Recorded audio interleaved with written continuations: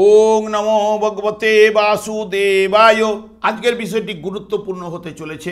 রাহু পূর্ব ভাদ্রপদ নক্ষত্রে প্রবেশ করেছে মীন রাশিতে ও কুম্ভ রাশিতে 20 মে পূর্ব ভাদ্রপদ নক্ষত্রের মাধ্যমে প্রবেশ করবে। তাই বৃশ্চিক রাশি ও বৃশ্চিক লগ্নের জাতক জাতিকারা আপনারা কিরূপ ফল পেতে চলেছেন তা আমি বিস্তারিতভাবে আলোচনা করব। যেটুকু করব নিখুঁতভাবে করব, ধৈর্য সহকারে আপনারা ভিডিওটি দেখবেন। আমার প্রিয় দর্শক বন্ধুকে আমার আন্তরিক অভিনন্দন, শুভেচ্ছা ও ভালোবাসা জানাই। আমি আশা করি অনাদির আদি গোবিন্দের অশেষ করুণায় আপনারা সকলেই কুশলে আছেন।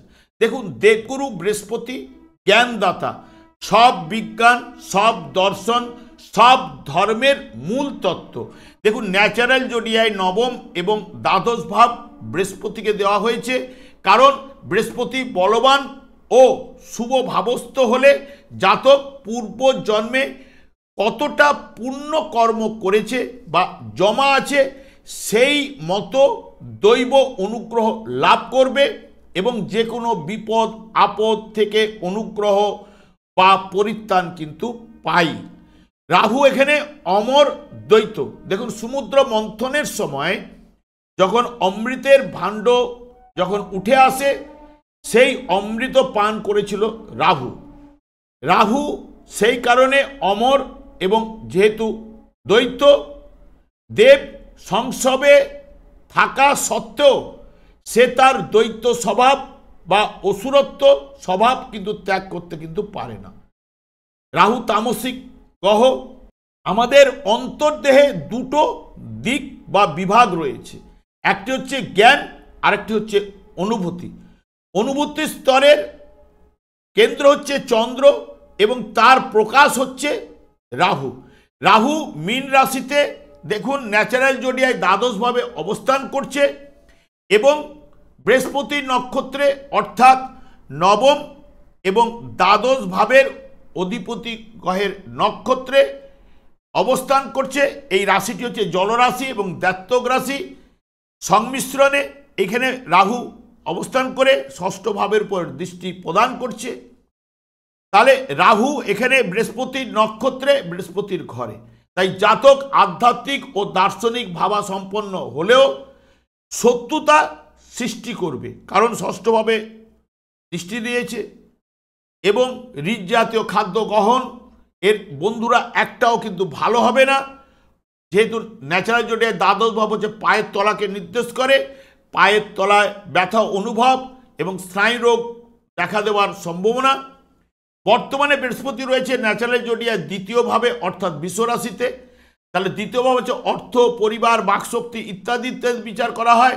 তাহলে দ্বিতীয় ভাব থেকে যে সকল বিচার করা হয়, ধরুন আর্থিক ব্যয় কিছুটা হলেও কন্ট্রোলে আসবে, বাকশক্তি, যেসব কথাবার্তাগুলো মুখ দিয়ে যখন রাত কথা বেরিয়েছিল বৃহস্পতি নক্ষত্রে থাকার কারণে কিছুটা হলেও মুখ দিয়ে ভালো কথা বেরোবে এবং কামনা, বাসনা, ভোগ এবং চঞ্চলতা কিছুটা হলেও কম হবে। তবে রাহুর নেচার পুরোটা কিন্তু বদলাবে না। রোগ হলে সাধারণত টিউমার, শ্বাসকষ্ট, ছানি, অ্যাক্সিরা ইত্যাদি ইত্যাদি রোগে কিন্তু ফেলতে পারে।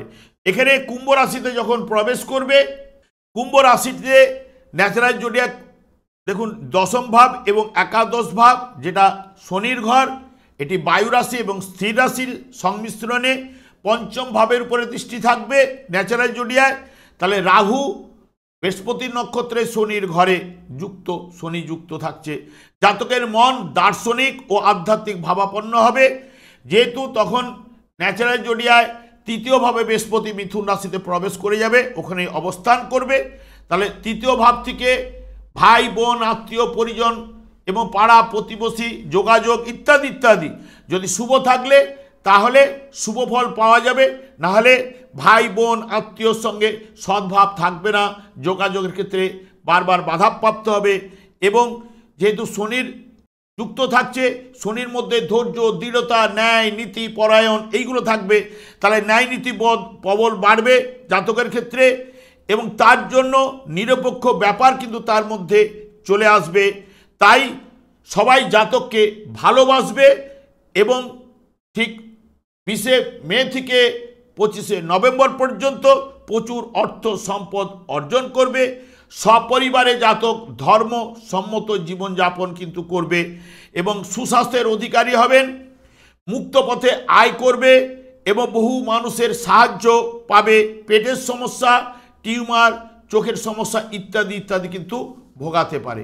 যখন বৃহস্পতি এই মীন রাশিতে যখন অবস্থান করছে, তাহলে বৃশ্চিক রাশি সাপেক্ষে পঞ্চম ভাবে রাহু রয়েছে এবং দ্বিতীয় ভাবের নির্দেশক, তার সঙ্গে সঙ্গে বৃহস্পতির নক্ষত্রে থাকায় বৃহস্পতি সপ্তম ভাবে অবস্থান করছে, দ্বিতীয় এবং পঞ্চম ভাবের অধিপতি গ্রহ, এবং রাহু ঠিক এই জায়গায় বসে নবম দৃষ্টি পড়বে ঠিক আপনাদের এখানে নবম ভাবে, এখানে হচ্ছে আপনাদের সাপেক্ষে নবম ভাবে দৃষ্টি পড়ছে এবং একাদশভাবে আপনাদের দৃষ্টি পড়বে রাশিভাবে, অর্থাৎ বৃশ্চিক রাশিতে পড়বে এবং তার সঙ্গে সঙ্গে ষষ্ঠভাবে দৃষ্টি কিন্তু থাকছে। রাহু যদি আপনাদের জন্মছকে শুভ থাকলে ঠিক এই জায়গায় প্রেমে সফলতা পঞ্চমভাবে আনবেই, সন্তানকে নিয়ে গর্ব অনুভব কিন্তু চলে আসবে, উচ্চশিক্ষার জন্য প্রবাস যোগ এনে দেবে, প্রেম থেকে বিবাহ, আর্থিক লাভ, হঠাৎ লাভ, শেয়ার বা ফাটকা থেকে, কারণ পঞ্চম ভাব হচ্ছে স্পেকুলেশন, ওই জায়গা থেকে আসবার সম্ভাবনা, এবং দাম্পত্য জীবনে আনন্দের বাতাবরণ চলবে, ব্যবসা বাণিজ্যে মুনাফা লাভ, কাজকর্মে ব্যস্ততা, দায়িত্ব বৃদ্ধি কিন্তু ইত্যাদি ঘটবেই। যদি রাহু যদি জন্মছকে অশুভ থাকলে ঠিক এর অপোজিট ফলগুলো পাবেন, তার সঙ্গে সঙ্গে মানসিক চিন্তা, মানসিক টেনশন এবং অসম্মান, প্রেমে বাধা ইত্যাদি ইত্যাদি কিন্তু ঠিক মীন রাশিতে এই জায়গাগুলো কিন্তু বাধা প্রাপ্ত হবে। যখন মীন রাশি থেকে কুম্ভ রাশিতে যখন 20 মে প্রবেশ করবে, তাহলে বৃশ্চিক রাশি সাপেক্ষে চতুর্থভাবে অবস্থান করবে কুম্ভ রাশিতে, রাহু চতুর্থ এবং তৃতীয় ভাবের নির্দেশক হয়ে যাবে এবং এখানে রাহু বৃহস্পতি ঠিক নেমে আসবে আপনার মিথুন রাশিতে, বৃশ্চিক রাশি সাপেক্ষে অষ্টম ভাবে, এবং এখানে দ্বিতীয় এবং পঞ্চম ভাবের অধিপতি গ্রহ বৃহস্পতি এবং রাহুর দৃষ্টি কিন্তু থাকবে ঠিক আপনাদের অষ্টম ভাবের উপরে থাকছে এবং এখানে কর্মভাবের উপরে থাকছে, দ্বাদশ ভাবের উপরে থাকছে এবং পঞ্চম ভাবের উপরে থাকছে। রাহু যদি জন্মছকে শুভ থাকলে স্থাবর সম্পত্তি লাভ, যানবাহন লাভ, গৃহে সুখ স্বাচ্ছন্দ্য লাভ এবং বাসা বদল বা গৃহ সংস্কারের কাজে আপনারা হাত দেওয়া, মামলা মোকদ্দমায় সফলতা, মাতৃপক্ষ থেকে কিছু না কিছু প্রাপ্তির যোগ এবং বা সম্পত্তি লাভের যোগ এবং শিক্ষা চর্চায় কিন্তু সার্থকতা আনবে।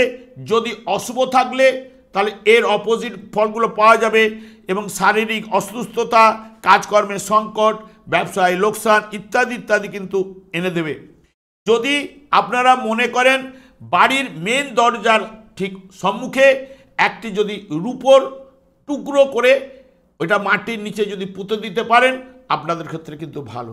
তাছাড়া যেহেতু বৃশ্চিক রাশি সাপেক্ষে শনি দ্বিতীয় এবং চতুর্থপতি, সুখপতি গ্রহ আপনাদের ক্ষেত্রে, যদি আপনারা সুখটাকে পেতে চান তাহলে শনিদেবকে সন্তুষ্ট রাখার চেষ্টা করুন, কারণ শনিদেবকে যদি আপনারা সন্তুষ্ট করতে পারেন দেখবেন সব গ্রহগুলো আপনার কথা কিন্তু শুনবে, কারণ শনিদেব হচ্ছে দণ্ডদাতা, কর্মফলদাতা। শনিদেব একমাত্র সন্তুষ্ট হন কৃষ্ণ নামে এবং 4 যুগের 4টি যুগধর্ম থাকলেও এই যুগে যুগধর্ম হচ্ছে হরে কৃষ্ণ মহামন্ত্র। গোলক বৃন্দাবন থেকে শ্রীচৈতন্য মহাপ্রভু এই মন্ত্রের বীজ কিন্তু জীবেদের উদ্ধার করার জন্য প্রবর্তন করে গেছে। আপনারা যদি মনে করেন এই মন্ত্র অতি অবশ্যই জপ করুন, আপনাদের জীবনে আনন্দের বাতাবরণ, সংসারে সুখ শান্তি অতি অবশ্যই প্রবাহিত হবে। আমি আর দীর্ঘায়িত করছি না, আমি আচার্য কমল শাস্ত্রী। প্রত্যেক বুধবার এবং শুক্রবার সন্ধ্যা 8:30 এই চ্যানেলে লাইভ অনুষ্ঠান নিয়ে উপস্থিত হই। ঠিক ওই সময় আমাকে ফোন করলে আপনাদের নিজেদের ভাগ্য বিষয়ে জানতে পারবেন। তাছাড়া বিভিন্ন ধরনের ভিডিও আপলোড করে থেকে সেগুলি পাওয়ার জন্য আমার চ্যানেলটাকে সাবস্ক্রাইব করে বেল আইকনে ক্লিক করে রাখুন। যখন আমি লাইভ অনুষ্ঠান বা যে কোনো ভিডিও আপলোড করব আপনাদেরকে নোটিফিকেশন পৌঁছে যাবে।